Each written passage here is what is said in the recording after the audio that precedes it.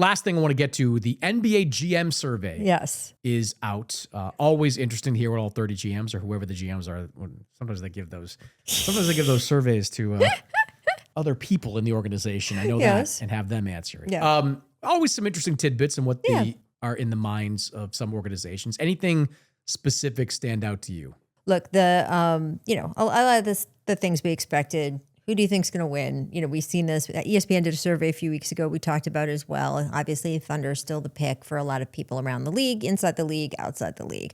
I thought it was interesting that Nikola Jokic was the runaway MVP prediction. Obviously, came so close to winning last season.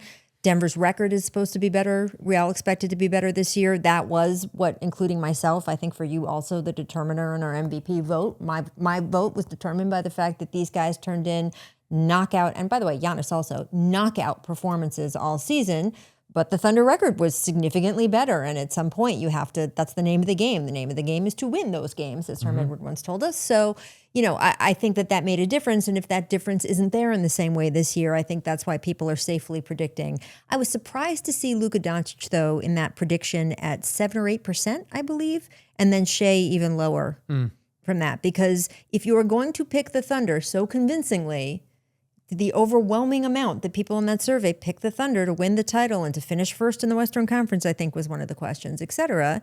I expect that Shea will have to have another good season to do that, and that they will again possibly have the best record in the league or in the West. So I think some of that's still going to come into play, but I do expect Doncic to have a huge stake in the MVP race this year. And I, of course, expect Jokic. What do you think of that question?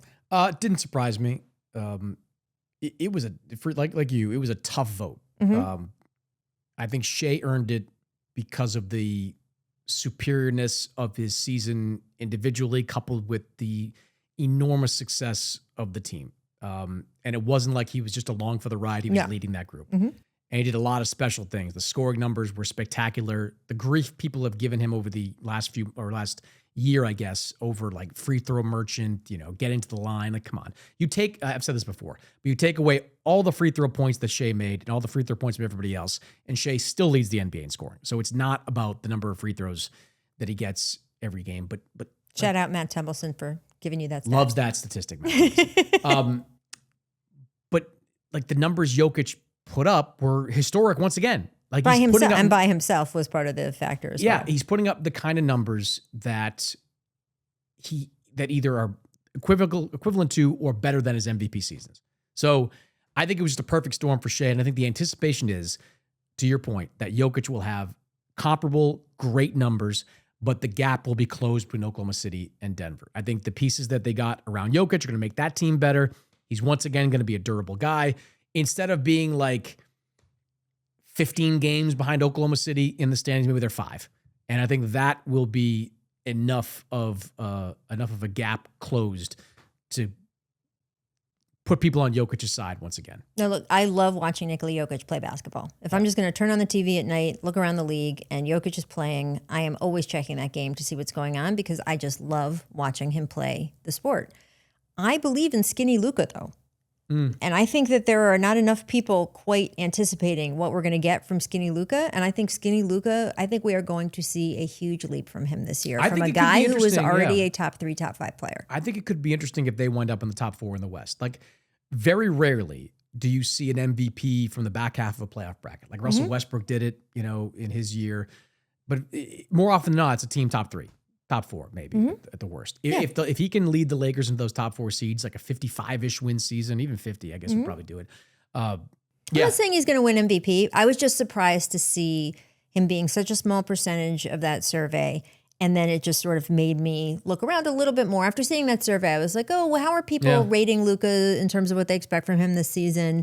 And the idea of, he looks like he dropped, what did he say in some of those health articles? 20 pounds? Was it something? So what I heard was that last year he was around 260 peaking. Now he's listed at 244. So he's down about 16 pounds from last season. That's a big difference. Yeah. when you're running around the court and all the stuff that we complained about Luka, about like, oh, he's arguing with the official, he's doing that.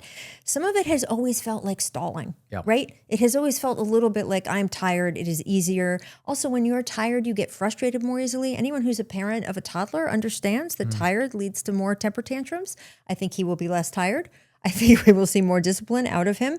And I think that, he obviously has a lot more to prove defensively this year also, and I think we will see him cleaning that up a little bit more. He's obviously never going to be a Defensive Player of the Year candidate, but if, like Jokic, you could start to no longer point to that as a weakness of his game, and that changed for Nikola when he started getting in shape. That is when we saw a big difference in his commitment to the defensive end. So again, I'm not predicting. Last year wasn't a great defensive season for because how much else was he doing, right? A little heavy last year too. And yes, and that's a factor, right? So I'm not pegging Luka as the MVP, but I do think he will be more part of the conversation than that survey implied. Okay, if the Lakers are successful, it's going to be in part because Luka has figured out a way to maximize DeAndre Ayton. Luka's figured out a way to make it work in a backcourt with Marcus Smart. Like he's the glue to all of it, in addition to being the engine for it. Like so, yeah. If they're in that mix, I think he's going to have a pretty strong case to be the MVP. Not other than that, the old survey there, nothing really jumped off the page. I did think that the level of respect that GMs still have for Steph Curry is remarkable. Like he was the runaway leader in like best leader, guy you'd want to take the last shot. That was kind of the one thought that was interesting to me too. Like usually, Steph is a tremendous shooter, like the most lockdown shooter in NBA history. But in that criteria, I thought they might have gone with like Luka or somebody that's a little more diverse with his one-on-one game. But Steph is still Steph. I think the phrase that caught me too. And then I looked again and I thought, you know what? The phrasing of this, who do you want to take the last shot? Yeah. And when the question ends on that word, the answer is shot, yes. Steph Curry. Yeah. Right? Yeah. I thought a home court advantage was interesting. Now, Denver coming up. Denver and the Thunder tied 43% each. Yeah. With the Knicks, I think also again earning a paltry 7 or 8%. See, I don't like the self-proclaimed most difficult place to play in the NBA. The Denver home court advantage, I think, has more to do with the altitude than it does like the atmosphere. Not to say that Nuggets fans are bad. They're not. I'm not getting into Nuggets fans again. I did that a few years ago.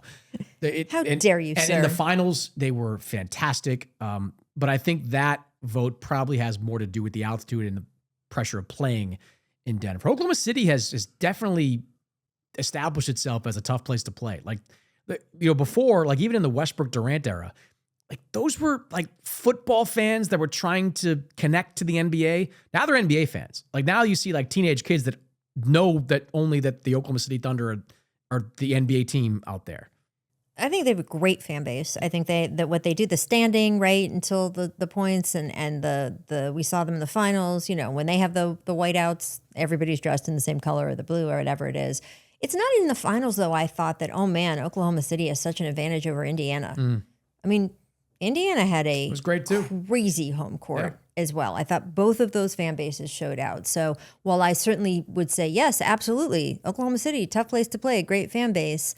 I was a little surprised to see compared to some of the more typically tagged, again, the Garden. I know maybe I'm old school. I lived in New York for 20 years. I think you're right. But I still think the Garden is still one of the most exciting places to play basketball and see a basketball game. And when that building's hopping and the fans are into it, I think it is a very tough place to play. Yeah, I think game for game, like mid-February regular season game, I would still take Boston, New York as the two places that are the toughest to play. Because those are the two places that will consistently sell out and consistently have ridiculously passionate fans every single night. Like the Thunder, to their credit, like Thunder fans, remember they used to do like Thunder sticks? Yeah.